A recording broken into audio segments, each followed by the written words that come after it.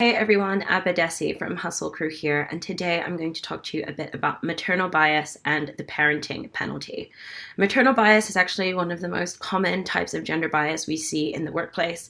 In repeated studies, we've been able to show that as soon as a woman gets engaged, it's already assumed that she will be deprioritizing her career. And we see that women are already starting to be put into a different track where they're not considered for promotion, not given additional responsibility.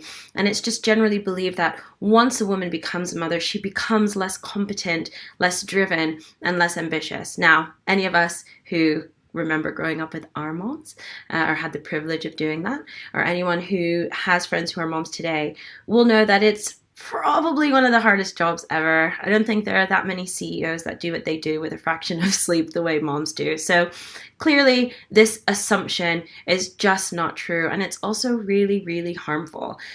So studies have shown that if you have parent-teacher association on your resume, you are 80% less likely to be hired.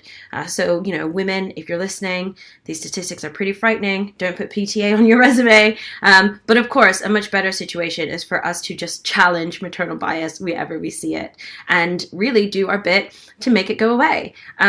This bias is now extending to men as well. So studies show that where men take any parental leave that's offered to them, they will too face a penalty when they return to work. For example, being made redundant or being passed up for promotion. So why do we continue to let really harmful stereotypes about parents exist and perpetuate in the workplace? Let's do our bit to challenge them. Just because someone chooses to become a parent doesn't mean they are also choosing to be less committed to their career or less competent in their job.